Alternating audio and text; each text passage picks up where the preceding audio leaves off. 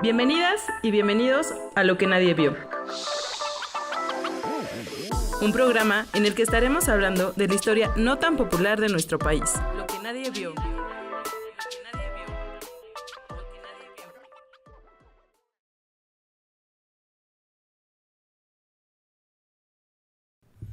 Hola, muy buenas tardes, días a todos los que nos estén escuchando. Bienvenidos a un episodio más de Lo que nadie vio. Mi nombre es Nati Ramírez y Tania Chavarría. ¿Cómo has estado, amiga? Bien, ¿tú qué tal?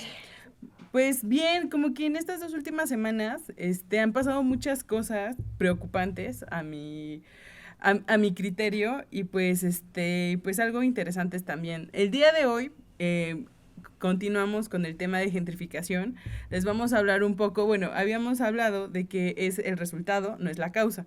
Entonces, de que es de la falta de planeación urbana y el crecimiento poblacional y la corrupción. Mucha corrupción. Entonces, hoy vamos a hablarles de la corrupción de los cárteles inmobiliarios, ¿no? Sí, como esto que aparentemente no nos afectaría tanto, dices, ¿cómo que un cártel inmobiliario? ¿De qué están hablando? ¿De qué se trata? Sí pega muchísimo, y no solamente en las ciudades, sino sobre todo en esos destinos turísticos que desde el episodio pasado estábamos hablando y tocando, ¿no? Cómo llega hasta las playas. Sí, la verdad el tema de gentrificación y de todo esto que ha estado pasando en los últimos meses, años, yo creo que sí es el resultado de una cultura muy horrible que tenemos en el Estado mexicano, ¿no? O sea, de cuestiones políticas que no han terminado como de cuajar, ¿no? El Estado de Derecho muchas veces se ha visto rebasado, entonces sí va a ser un tema muy interesante. Pero antes de eso, Tania, las noticias de la semana. ¿Qué te parece lo que ha estado sucediendo en estos 15 días que no nos hemos visto?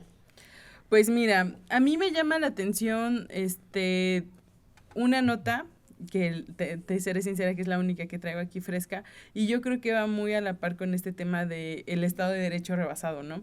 Que es el tema de esta señora que fue ejecutada en Veracruz, porque pues no pagó el piso correspondiente y la mafia como la secuestra y saca un video así bien horrible en el que dice, pues sí, paguen, por favor, estos iban en serio. Y las declaraciones que hicieron después, que no fue asesinada, sino que fue un paro cardíaco lo que la mató, güey. Dices, güey, o sea, en verdad es algo horrible, ¿no? Cubrir, ¿no? Y no es lo único que se está tratando de cubrir en el país.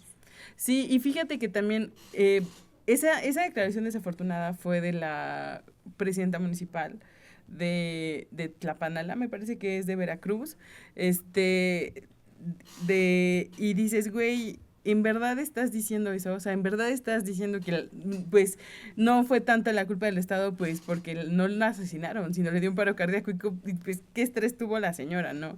Entonces, esa fue una de las noticias que más me llamó la atención, y también las críticas que han surgido en contra de la presidenta Claudia, porque dicen, ay, pues sí se posicionó con lo del Chicharito, que ya es un tema que vamos a hablar, bueno, que lo podemos hablar como de pasada, pero no se posiciona por la muerte de esta señora, ¿no? Entonces yo creo que sí está cañón esa onda. O sea, si vamos a hablar en pro de las mujeres, ¿por qué no mencionas una señora que es jubilada, que buscaba un ingreso extra, que tenía 64 años, que era taxista y que pues al final de cuentas, pues sí, el video está muy horrible? Entonces, la verdad, te voy a ser honesta, yo no vi el video, o sea, sé de la nota, no quise ver el video porque sí siento que me iba a impactar un poco el cómo están las cosas. Se han difundido cientos de esos videos en México, ¿no? No es la primera vez que sucede algo así.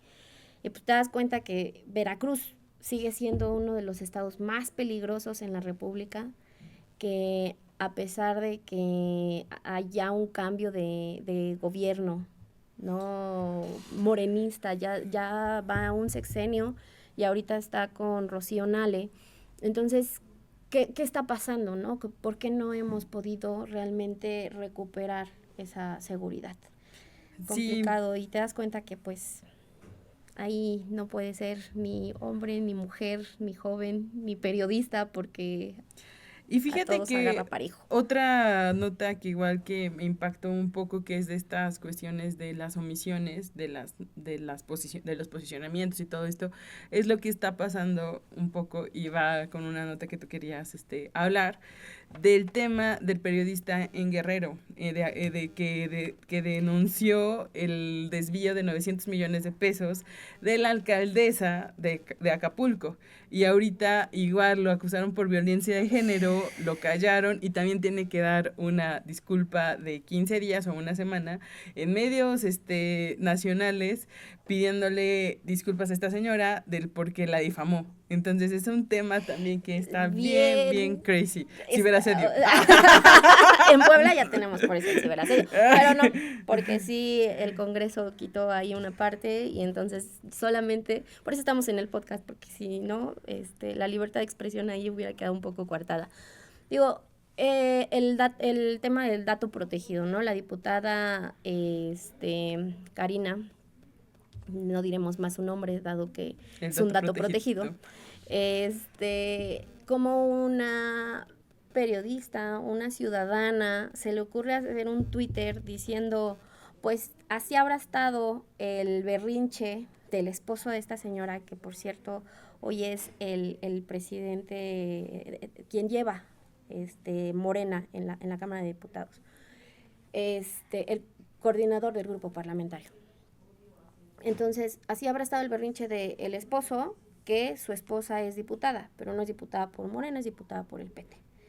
Entonces, ese simple tweet lo sube y de eso se toma ella para empezar un juicio de violencia política de género. Y entonces ahora esta señora Estrella tiene que estarse disculpando durante 30 días consecutivos sin decir el nombre, pidiéndole una disculpa. Por eso dato protegido, porque así salió la sentencia de que tenía que pedirle disculpas, diciendo dato protegido, una disculpa por la violencia política que ejercía en tu contra. Y a ver, o sea, en realidad resulta ser que no la estaba acusando de nada, estaba dando una opinión y esta señora lo tomó con que de verdad sí era algo en contra de ella y que sí la estaba atacando. Y entonces te das cuenta que un poco la lucha que tenemos como mujeres y estos pocos espacios que hemos ido ganando, cómo están siendo mal ocupados y mal abanderados, no. ¿Sabes? O sea, entre el no está solo de Cuauhtémoc y el no está solo de Adán Augusto y el dato protegido y el periodista que también, violencia política de género, dices, a ver, o sea, realmente estamos viviendo con la señora que tú estás tocando esta nota, eso sí es violencia, ¿no? No que te digan, ay, pues seguramente porque anda con fulanito, ok, sí, a las mujeres nos ha costado mucho trabajo y sí, cada vez que estás en un cargo político, en un cargo en la administración pública, llámese la que se llame, sí te llegan a acusar, porque lo hemos pasado, pero de eso a que 30 días te tengas que disculpar, creo que si bien se puede tomar como violencia política de género, pudo haber sido una disculpa pública, ¿saben qué? Me disculpo con la señora fulanita y tal, y hasta ahí hubiera terminado el tema y no 30 días teniendo que disculparse. Es completamente excesiva la nota. La sanción. Pues fíjate que en mi fuente oficial, ya no la había citado, en la fuente oficial de lo que nadie vio, o sea, TikTok, vi un TikTok que subió que estaba el esposo de dato protegido, este buen diputado, fue una entrevista. Entonces él empezó, el periodista, creo que fue en Radio Fórmula, le empezó a preguntar, bueno, ¿y qué es violencia política de género? No, pues es que al final ella violentó sus derechos porque no ha reconocido su trayectoria política, y dice, es que no me queda claro, o sea, me debes de citar una ley, y dice, pues es que en la ley contra violencia de mujeres, bla, bla, bla, ahí viene, dice, entonces ¿no crees que estás ejerciendo tú peor la política de género, viniendo tú a defender a tu esposa? O sea, y el güey se quedó así callado, y dices, güey, o sea, realmente ¿qué necesidad tiene este güey de defender a la esposa, no? O sea, si ya la regó, si ya la hizo, o sea, pues ya, y ahí empiezan también las conexiones que hay en contra de bueno, que empiezan a sacar, ¿no? Que este güey, ha sido, bueno, fue el representante ante el INE de Morena desde el 2020 hasta el 2024. Entonces, ahorita es el presidente de la Cámara. Entonces, ¿quién? No sé, o sea, yo infiero, no estoy acusando a nadie, no me vayan a pedir que yo también Te le disculpas, disculpes. pero yo infiero que sí hubo ahí como mano negra, ¿no? Y está bien feo, güey, porque, ay, no sé, Morena al principio, no quiero hablar en contra de ellos, pero al principio se vendió como una partido de izquierda de las bases, güey. Y ahorita, o sea, que ya tengan la piel tan sensible. O sea, y otro dato que quiero compartirles, que esta diputada, el PT, cuando votaron para el desafuero de Cuauhtémoc Blanco, Cuauhtémoc Blanco. Ella fue el PT, su posición de casi todas fue ir en contra. Y esta señora, junto con otra, no me acuerdo quién fue, el dato protegido. De las del PT, que sí estuvo a favor y que sí estaba gritando, no está solo. Entonces, se me hace demasiado hipócrita el que por un lado digas, me está violentando mis derechos políticos, y está violentando mi trayectoria política porque me está diciendo que por ser la esposa de estoy obteniendo una posición. Y desgraciadamente las posiciones políticas en México me duele, pero la gran mayoría es porque tienes algún tipo de relación. No hay pues mira, o sea, de la presidenta de Guerrero, de la gobernadora de Guerrero no vas a estar hablando, por favor. No, pues sí, o sea, al final de cuentas. O sea, a ver, el sistema es para el hombre y el sistema político es para el hombre. Pues está diseñado para el hombre. ¿Qué se está haciendo? Bueno, pues en las leyes se puso que tiene que existir esta paridad de género, y entonces cuando empezamos a exigir la paridad de género y cuando nos obligan a la paridad de género, llegamos a un punto en donde, bueno, no voy yo, pero va mi esposa, pero va mi hija, pero va mi amante, mi querida, y ya de ahí, mi prima. Sí, por ejemplo, y sacaron la nota de que las hermanas de esta señora del dato protegido trabajan en la administración pública. Entonces dices, güey, nepotismo. Pero bueno, con la reforma a los estatutos de Morena y con la reforma del nepotismo, esto va a cambiar. Y también, por ejemplo, realmente Claudia también ya dijo que, no sé si te enteraste del escándalo de Monreal, que lo vieron en un super hotel, super de lujo, es que ahorita super de Madrid. La 4T está está tambaleándose, ¿no? O sea, esto va a cambiar. Eso de somos diferentes, creo que sí quedó ahí un poquito de ver. No solamente Monreal está en el ojo del huracán yéndose a vacacionar a Madrid y después saliendo en chanclas y diciendo, no, les juro que no, y ahorré mucho para esto. Les juro que el hotel de 48,000 pesos la noche no lo pagué del erario público, yo lo pagué con mis ahorros. Entonces. Con mis ahorros y con mi sueldo como diputado. No solamente está Monreal, sino también Adán Augusto. En el ojo del huracán, ¿no? Ese Adán Augusto, pobrecito. Pero fíjate que tienen una oportunidad como de hacer limpieza o de dejar que las cosas sigan. Entonces, no lo sé, A mí me parece que estas vacas sagradas no las van a tocar. Pues no, pero el último, bueno, los que no saben, el tema de Adán Augusto es que Adán Augusto, antes de ser el secretario de Gobernación en el sexenio de Andrés Manuel López Obrador, fue gobernador por 2 años, me parece, 2 años y medio, de Tabasco. Entra en el 2018 junto con López Obrador en la presidencia y él en la gobernatura de Tabasco. Entonces, qué casualidad, ¿no? O sea, ¿crees que se haya ofendido a Adán Augusto que le dijeron que él fue gobernador porque era primo de Andrés Manuel? Y haya dicho, ¿es violencia política de género? Yo creo que no, ni siquiera lo mencionaron.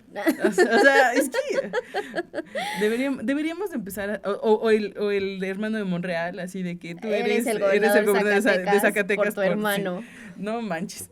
Bueno, Pero perdón. esperemos que, como bien lo mencionas, esta ley del nepotismo realmente Sí, se ya va a lleve cabo. cambiar, Pero, sí, pero bueno, regresando regresando a Dan Augusto, Perdón, amigos, perdón. nos fuimos. Ya sé que no les gusta que nos vayamos, pero es que, ay, todo está conectado. O sea, Sí. voy a empezar así como las locas esos de Jaime Maussan, güey, así hacer mis líneas, así. Todo está conectado, por Dios. Sí, Bueno, bueno, Adán entonces, Augusto. entonces, en esos 2 años tuvo un secretario de seguridad que prometía bajar los homicidios en Tabasco. Güey, porque Tabasco ha sido un foco muy horrible de la corrupción y de delincuencia, ¿no? O sea, y hace apenas como 2 meses o un mes, no me acuerdo, cerraron una refinería clandestina que incluso hacía más gasolina que el propio Pemex, ¿no? Que la Entonces, refinería de Dos entonces está muy cabrón. Ay, perdón. Entonces está muy complicado y complejo este tema. Entonces, y filtraron la información de que dijeron, ¿qué creen? Ese secretario, no me acuerdo del nombre del secretario, este... El de la barredora, dame un segundo, Ajá. aquí lo traigo en mis apuntes. Bueno, el señor Barredora, el secretario Barredora, le vamos a poner, pues fue y según dijo que bajó los crímenes y los homicidios y pues no fue verdad, ¿no? Entonces apenas sacaron como una investigación de que él es líder de la Barredora, o sea, es un cártel, es un grupo armado del cártel de las 4 letras. El comandante H. Sí, entonces, Héctor que Bermúdez. incluso aquí en Puebla hemos tenido varios incidentes con la barredora, o sea, Sí, varios de asesinatos, hecho, varios... o sea, es un cártel que empieza en Tabasco con este hombre y entonces se va extendiendo a todos los estados que están cerca, ¿no? Y ya nos llegó hasta aquí, hasta Puebla. Y en Puebla capital, las últimas notas que han salido es la barredora, ¿no? ¿Qué? Un par de meses, que fue cuando aquí en Bosques y Sí, en Clavijero, Xonacatepec güey, y no man. empezaron a decir, no, pues es que estos homicidios y mataron a los ministeriales y demás, pero fue por la barredora. Entonces, como que en ese entonces no hilaba tanto y ahorita que sale toda esta nota dices, o sea, viene desde este tipo y él Sí, era quien la controlaba y era el segundo al mando mando de güey, Adán Augusto y entonces ay ahora no, Adán Augusto está 2 años y se va como secretario de gobernación de Andrés Manuel. pero yo creo que Dan Augusto no sabía, güey, o sea, él confiaba plenamente en su gente, güey. O sea, porque no puede ser que sean igual que los que criticaban a Felipe Calderón por el tema de su secretario también de seguridad. Ay, ¿cómo se llama? Güey, como que, sí, creo que de que no he desayunado, se me están olvidando los nombres. O sea, y es que justo es lo que están criticándole mucho al partido Guinda, ¿no? O En sea, el poder. entonces, porque dicen, ¿cómo estabas friega y friega y friega y friega al PAN diciendo, no, es que Felipe Es el Calderón, García ¿cómo Luna pudo? de la Ajá, García 4T, Luna. ¿no?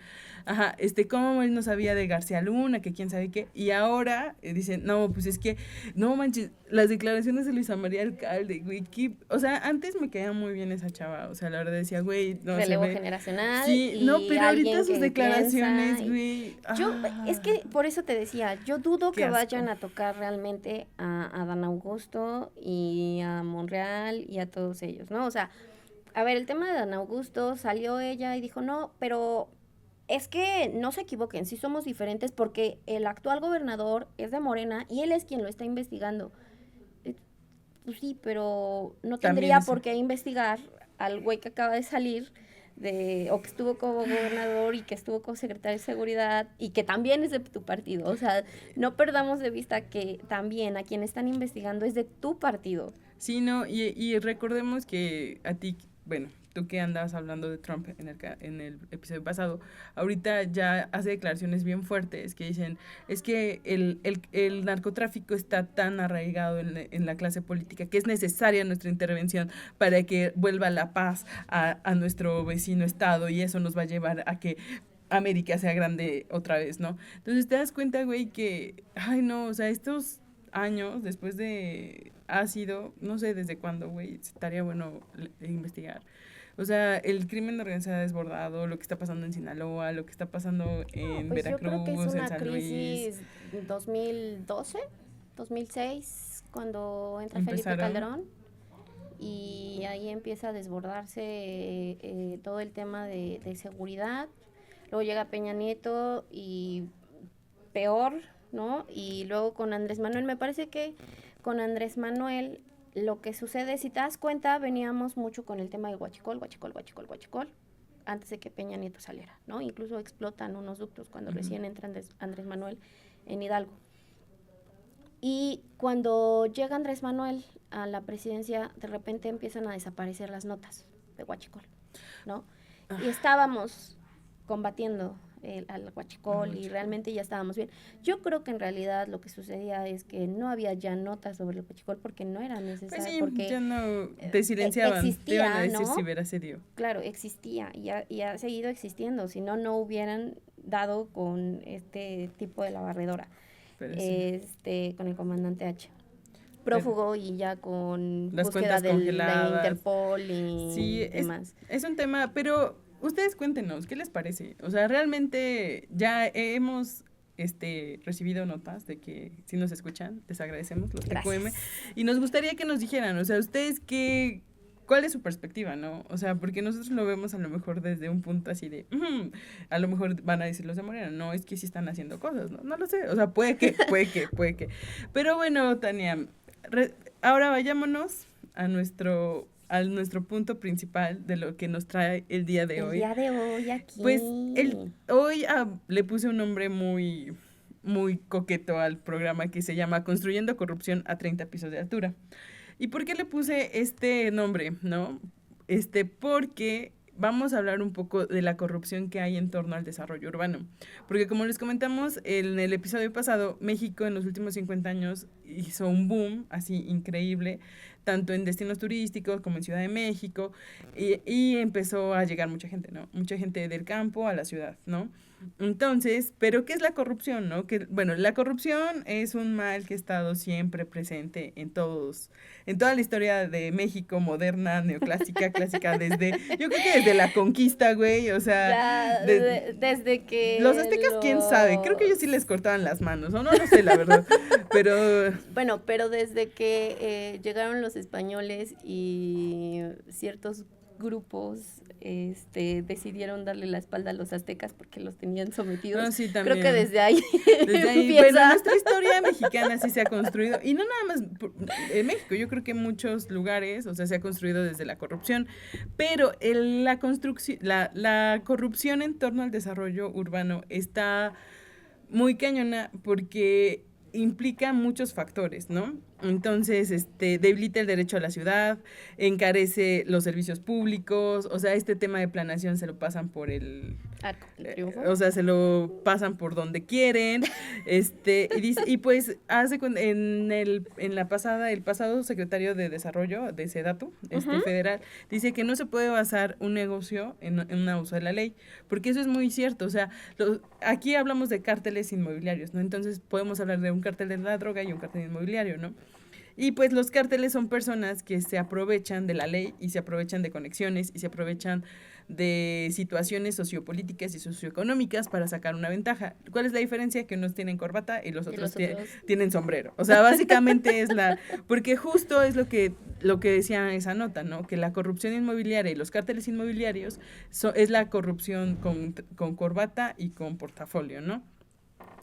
Y pues bueno, también aunado a eso, tenemos la falta de planeación en México, ¿no? Porque como les comentábamos, que para que tú construyas algo hay muchísimas, no nada llegas y digas, no, pues aquí voy a construir mi casita. No, pues tiene que haber un impacto ambiental, tienes que ver el programa de desarrollo urbano, tienes que ver las zonas, ajá. Y ya de ahí, bueno, esos son como los grandes, ¿no? De ahí ya te vas a la licencia de uso de suelo, te vas como que son muchos trámites chiquitos que tienes que hacer para construir. Es un gran proceso el que tienes que pasar. Además tienes que llevar tus planos constructivos firmados por un director responsable de obra, que te dan una lista de quiénes son los directores responsables de obra, no es como que los famosos DRO, que no es como que, mi papá que es arquitecto lo voy a llevar y él me va a firmar, no, o sea, sí te piden muchos requisitos para que tú puedas llevar a cabo una construcción. Bueno, a nosotros que somos simples mortales, ¿verdad? Y que no tenemos un cartel inmobiliario y, es que no tenemos eso. para construir. Pero es que se supone que todas, o sea, ¿cómo dice la 4T? Perdónenme, nada por encima de la ley, todo con el poder del pueblo. O sea, se supone que la ley es para todos, o sea, se supone que la ley regula el Estado, ¿no? Se supone que la ley, o sea, por eso le pagan también a los diputados. Ah, claro, los diputados. O sea, solo a los diputados. Pero, o sea, porque obviamente ellos emiten las leyes y el Estado, pues es quien las ejecuta, ¿no? Pero bueno, entonces, te traje dato duro, que ver, en México, dale, el 75%, existen 2.500 municipios.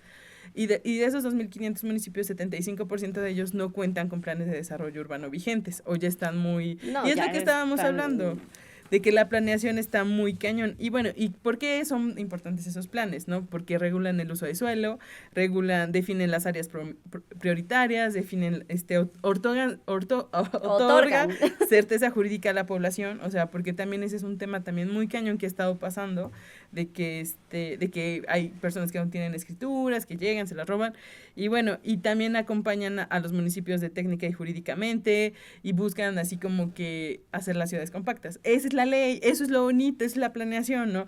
Y, lo que todos por ejemplo, de hacer. Exacto, aquí en Puebla hay una ley que se llama Ley de Desarrollo Urbano Sustentable y Ley de Construcciones en el Estado de Puebla, que justo ahí especifican todas estas normas de qué deben de hacer los DRO, cómo se debe construir y toda la onda.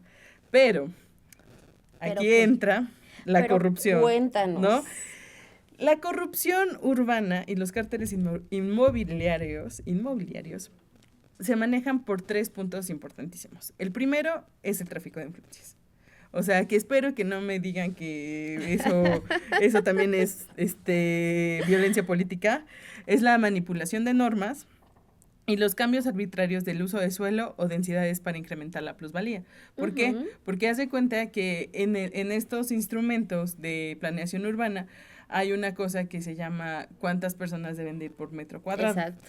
Entonces, y cuántas áreas verdes debe de haber por cada persona que va a estar en ese núcleo. Perdón si estamos siendo muy técnicos. Sí, andamos muy técnicas. Sí, entonces, ¿qué es lo que ocurre con estos cárteles inmobiliarios, güey? Que buscan la ciudad como mercancía. O sea, ya no las ven como un derecho, sino ya lo ven como mercancía, ya lo ven como para aumentar plusvalía y toda la onda. El sistema capitalista es a lo que te da, ¿no? Que ahora ya puedes vender absolutamente todo. Entonces, ahora, pues las inmobiliarias que te están vendiendo tus departamentos a altos costos, estás aparte comprando aire, porque normalmente son edificios de departamentos y si te toca en el 3º o 4º piso ya ni siquiera estás comprando tierra como tal, ¿no? Y no solamente en eso, síguele porque también te traigo un poquito más para... Pues mira, de ahí, el cártel inmobiliario no es un grupo político, o sea, eso también debemos de aclararlo. Es un conglomerado de gente que privatiza los beneficios del suelo urbano. O sea, que ellos, como les comento, a través de influencias, a través de abogados, a través de amparos, a través de estos vacíos legales, se aprovechan y buscan la mercancía, mercantilizar con el desarrollo urbano. Entonces, y al final de cuentas es una estrategia económica, porque transforman las viviendas como mercancía y especulación. O sea, ya empiezan a decir, no, pues esta zona va a desarrollar, pues aquí voy a comprar mis tierras. O sea, lo que pasó aquí en Angelópolis, o sea, que ahí compraron las tierras a peso y las vendieron en dólares, ¿no? Entonces dices, eso también provoca la corrupción. Peso, o sea, les dieron centavos por sus tierras y al final te das cuenta cómo toda esta red de complicidad, porque al final del día son cómplices entre el cártel inmobiliario, ¿no? O estas personas que se ponen de acuerdo para decir, somos empresarios y vamos a comprar tierras, y vamos a construir y vamos a vender. Sí, pero ¿quién les da los permisos? Seguramente se los dio alguien en el poder, algún gobernante. Seguramente algún juez, porque probablemente alguien dijo no y me voy al litigio, y él perdió el litigio porque le dieron al juez y el juez decidió darle la razón a estos del cártel, ¿no? Y como todo entonces van involucrándose y todos van siendo parte del mismo problema y terminamos en cómo estamos. Fíjate que Mexicanos contra la Corrupción hizo un estudio para medir la corrupción, cómo la corrupción inmobiliaria afecta a las comunidades, ¿no? Y es que, ¿por qué es tan importante y por qué ha tenido tanto foco? Porque este problema fue especialmente en Ciudad de México, ¿no? Entonces, pero eso no quiere decir que no existan pequeños cárteles inmobiliarios en otras ciudades, ¿no? O sea, y por ejemplo, en este estudio dice que obviamente como los cárteles son inmuebles irregulares, por así decirlo, pues no cumplen las normas. Entonces, claro, al final de cuentas, o sea, construyen con materiales de baja calidad, construyen con pisos más altos. Luego en Ciudad de México, que están encima de un lago, o sea, no mames. Digo, construyen pisos más, o sea, y sí, ¿sabes? Porque aparte, o sea, cuando tú vas y haces una mecánica de suelos, te dice qué tanto va a aguantar el piso y qué tan profundo tienes que hacer los cimientos para poder construir un edificio, ¿no? O sea, si te dice, no, pues voy a construir 3 pisos. Ah, ok, bueno, entonces tu mecánica de suelos y no puedes irte más allá y no sé qué y no sé cuándo. Pero resulta que entre más abajo vayas, pues más caro es. Y muchos pagan lo básico y resulta que terminan construyendo edificios de 30 pisos cuando habían dicho que eran 10.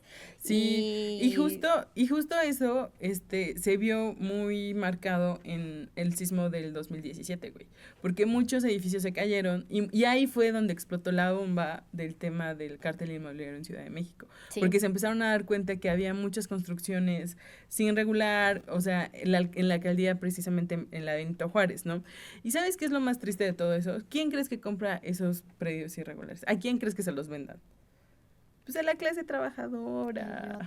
A la clase trabajadora. Dime dónde va a ser mi siguiente departamento. Y ellos, o sea, y es lo que más enoja, güey. O sea, porque al final de cuentas, o sea, les insistimos, les valemos gorro este tipo de personas. Pues mientras, o sea, la vivienda mal hecha, esas no las venden a nosotros, ¿no? Y la vivienda cara y en la zona bonita es la que les venden a los extranjeros, como el caso de las playas. Sí, nada más antes de llegar ahí, a eso, solamente quiero comentar últimas 2 cosas, que fueron 2 factores porque se empezaron a dar cuenta de este cártel inmobiliario, principalmente en la Benito Juárez. Uno fue el sismo del 2017 y otro fue porque hubo explosiones y hubo una gran explosión, igual en la Benito Juárez, que destruyó el edificio completo. Y ahí se dieron cuenta que no tenía que estar. Y otro punto y otro caso así que me indignó cuando lo leí es que en Ciudad de México hay una norma que es la 26, que ahí hablaba de que cuando tú como constructor te pueden disminuir impuestos si vas a crear vivienda social. O sea, solamente en ese caso te disminuyen costos de impuestos y te facilitan ciertos beneficios, ¿no? Sin embargo, esa norma fue utilizada por desarrolladores privados para hacer viviendas de lujo. Entonces, esa fue, usaron certificados de zonificación, o sea, haz de cuenta que lo que hicieron fue de que no, pues sí va a ser para vivienda social, y no, o sea, construyeron viviendas de lujo, y y ocuparon esos edificios, ese edificio para fines especulativos. Entonces, así como que dices, güey, entonces, y pues ya trataron de como regularlo, pero pues ya estaba hecho el edificio. Entonces, sí, ya ¿qué van a hacer, güey? Entonces, ¿Qué le haces cuando ya está ahí construido y mismo que lo tires? Y por ejemplo, y ya para terminar el tema en la Ciudad de México, y ahora sí ya, del 2008 al 2022, en la alcaldía de Benito Juárez se construyeron 264 pisos ilegales en 130 inmuebles. El fraude asciende a más de 7,142 millones de pesos y se revelaron más de 1,000 permisos de construcción en un solo año, en el 2017. Funcionarios públicos involucrados como copropietarios de inmuebles irregulares. Se revisaron 40 cuentas bancarias, 200 edificios y 42 cateos. O sea, cuando estalla la bomba, se construyeron al menos 800 departamentos fuera de la norma. Y las colonias más afectadas fue la del Valle, Narvarte, Nochebuena y Nápoles. Y pues aquí lo que provoca es la especulación y la inflación. O sea, pero pues ya eso con Morena ya no está pasando. Entonces agradecemos. No, y pregúntame, ¿qué ha habido detenidos? ¿Ha habido detenidos? Sí, hubo un notificador detenido, pero el jefe de gobierno de sí, obviamente, el jefe de gobierno el alcalde de la Benito Juárez está prófugo. Y nadie sabe dónde está, desapareció. Y varios de sus ¿colaboradores? De sus colegas diputados, porque después fue diputado y todo, empezaron a decir que era una persecución política, porque era del PAN, entonces, y que pues que él nunca hizo nada malo y que solamente lo estaban atacando. Él solamente construyó. Era violencia política, era violencia política.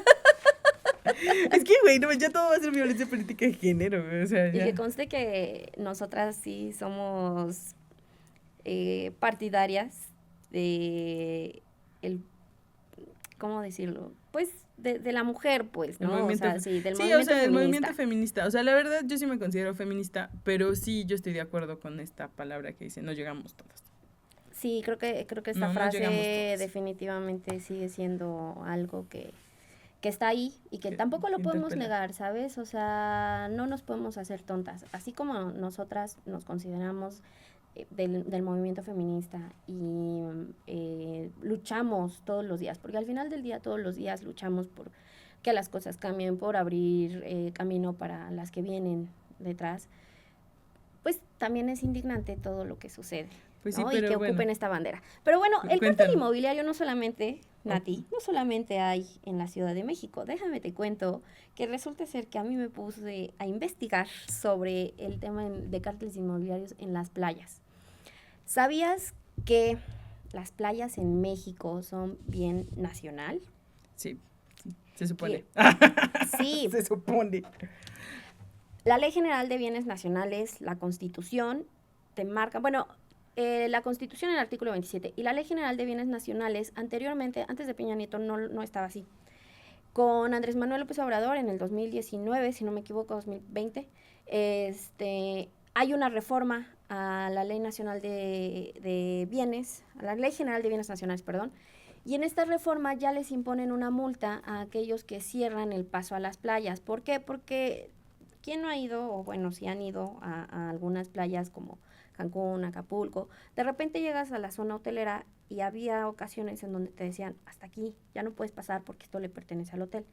Y entonces se había estado dando mucho antes de esta reforma que ya no permitían el acceso a las playas y algunas construcciones vendidas por los cárteles inmobiliarios, tu casa a pie de playa, y entonces se la venden normalmente a extranjeros, los engañan, diciéndoles, no, la playa es privada, o sea, tú estás comprando aquí frente a la playa y de aquí a donde ves es tuyo, ¿no? Y entonces, pues, no investigan, se van con lo que les están diciendo y entonces resulta que pues los engañaron porque las playas sí son públicas, tú tienes acceso a cualquier playa como mexicano y no tienen el derecho a cerrarte.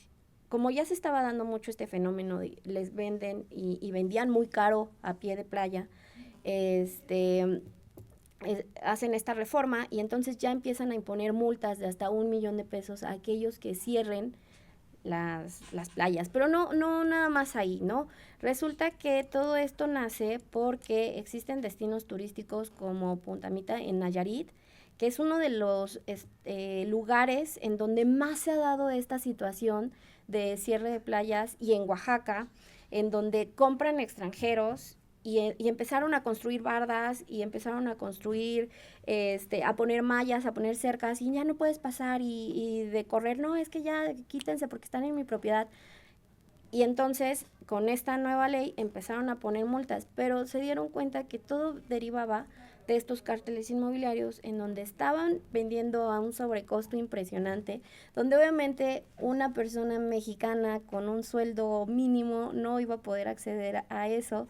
Y entonces, hay toda una red de corrupción impresionante, de verdad impresionante, porque los gobiernos locales fueron quienes les permitieron vender a estos costos a los extranjeros, que les permitieron comprar, y entonces hasta que empezaron con estas multas es como ha ido disminuyendo, pero en realidad aún sigue siendo, porque ojo, no es que la playa del hotel sea privada, la concesionan, o sea, tú solicitas una concesión ante la Profepa, ¿no? Y vas y le dices, oye, necesito que este hotel que está aquí me concesiones el uso de la playa por tanto tiempo, porque va por tiempos, tampoco es como que sea eterno, ¿no? Sino les van dando tiempos para que pueda hacer uso de la playa. Y anteriormente sí les permitían que tuvieran ciertas barreras para delimitar como de dónde era la propiedad. Actualmente ya no se puede, actualmente en teoría, ¿no? Porque todavía sigue existiendo, no te pueden prohibir el uso de esa playa del hotel, y si a lo mejor pues, no puedes ocupar sus camastros porque esa ya es su propiedad, pero sí puedes estar en esa área que el hotel o que la casa anteriormente se decía, esto es mío y nadie pasa y nadie está y nadie más. Y entonces te das cuenta que los cárteles inmobiliarios no solamente vienen en Ciudad de México, ¿no? Sino cómo se han ido extendiendo a lo largo de las ciudades, a lo largo y ancho del país, que seguramente Ciudad de México es la punta del iceberg, o sea, viene mucho más abajo y entonces con esto de las playas me di cuenta que, oye, o sea, incluso hay algunas inmobiliarias dentro de esto que estuve leyendo y estuve checando que vienen de Ciudad de México, ¿no? Es que, fíjate. Y los nexos que van haciendo, y dije, ¿cómo es posible que todo esto te lleve? Y como lo decíamos hace un ratito, todo está relacionado, ¿no? Tú termina estando unido una cosa con otra. Y termina siendo el dueño de esa empresa un político. Ay, güey, o sea, y sí pasa, o sea, en verdad sí pasa. Fíjate que yo tuve la oportunidad hace un año de estar en Majahual, Quintana Roo, que es un desarrollo turístico ahí en Otompe Blanco, ¿no? Y nos comentaba un chico que se dedicaba a ser lanchero y que te llevaba el tour y toda la onda. Ahí hay hay una reserva de coral. Y nos decía que luego los güeyes, o sea, ahí también hay mucho extranjero que compró sus casas. Güey, y es que es toda una mafia que deberíamos hablar el siguiente episodio del turismo sexual, güey. O sea, está brutal ese tema. O sea, porque al final de cuentas, por lo mismo de que no hay una regulación, por lo mismo de que son como que cosas bien por abajo del agua, o sea, y por lo mismo que hay esta corrupción inmobiliaria, porque dicen, voy a crear una chocita y al final no es una chocita, güey, es un pinche hotel, ¿no?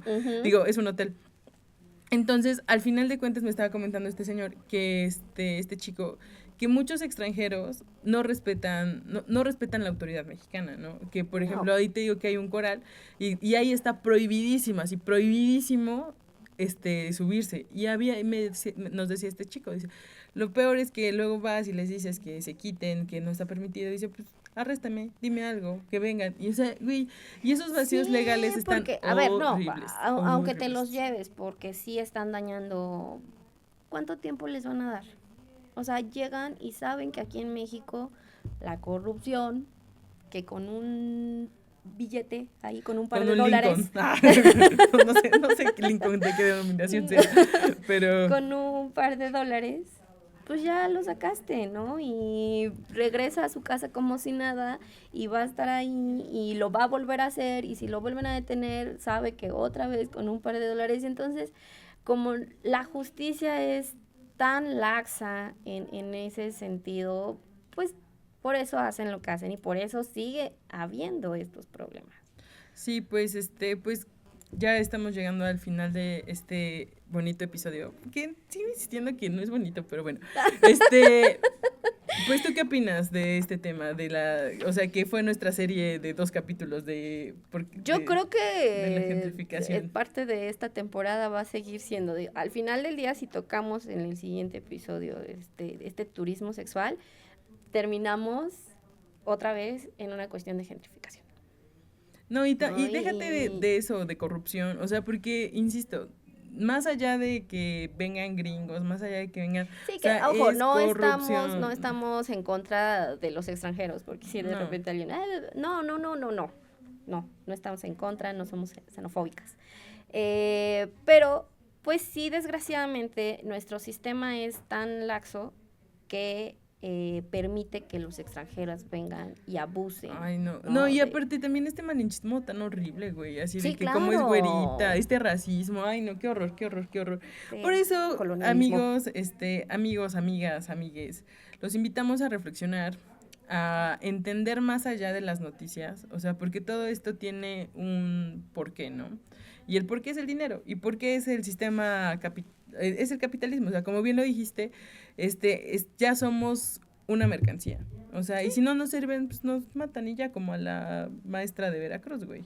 O sea, al final de cuentas sí es como reflexionar y pues pensar bien qué podemos hacer como ciudadanos, porque pues no les importamos a la clase política, güey. O sea, yo siento que no les importamos cuando son elecciones. Sí, pero... cuando nos volvemos votos. Oye, esa sería una buena pregunta. O sea, no sé, la verdad nunca responden mis preguntas, pero la voy a hacer. O sea, ¿ustedes creen que les importamos o no les importamos, no? Pero ¿Le importamos o no le importamos a la clase política? Pero bueno, pues, ¿algo más que quieras? No, pues, digo, creo que otra vez en este episodio terminamos tristes. Como en todos. Tocamos estos temas, creo que algunos todavía no habían entendido el concepto, ya poco a poco con estos episodios creo que se ha ido desarrollando mucho más. Pues nada, los invitamos a que nos escuchen, que nos manden sus temas, que si hay algo en lo que quieren que profundicemos, pues con todo gusto nos ponemos a ver más TikToks. No es cierto. Pero por supuesto. No, pues muchas gracias a todos los que nos siguen, a todos los comentarios que me han hecho. Muchas gracias a Miguel, al tío Miguel que me escuchó, a quién más me escuchó. Me escuchó también el Roger que se estaba quejando, que estaba diciendo que los abuelitos son ancianos. Claro, pues sí son ancianos, no está diciendo que están mal.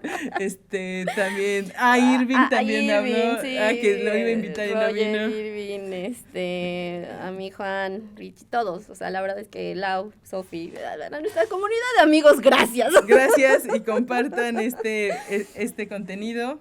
Y recuerden que esto es lo que nadie vio, historias que no dan gusto. Sí, son historias de terror, pero pues no de las que les gustaría de fantasmas, lo siento. Y pues gracias a la bruja, gracias a Tulio en los controles y nos vemos. Bye. Gracias por escuchar este programa.